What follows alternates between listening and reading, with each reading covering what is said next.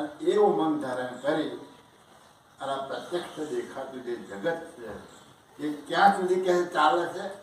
એમનો ઉમંગ, એમનો સંકલ્પનો જે વેગ ભર્યો હોય ત્યાં સુધી આ સૃષ્ટિની રચના આમ અનંત યુગોથી ચાલ્યા જ કરવાની. હવે સમેત જમી ઉમંગ ભંગ હવે સંકલ્પ. હવે આ ઉમંગનો જયારે ભંગ થાય, કરતા માલિક ઉમંગનો ભંગ કરતા નથી, એટલું ધ્યાન રાખ. આપણું જે મન સંકલ્પ ને વિકલ્પ કરે, સંકલ્પ કરે અને તરત પાછળનો વિકલ્પ પણ કરી નાખે. કરતા માલિક કોઈ વિકલ્પ ઉભો કરતા નથી, ફક્ત સંકલ્પ જ કરે અને એ સંકલ્પ કરી અને આ જગતની રચના ઉદ્ભવ થાય.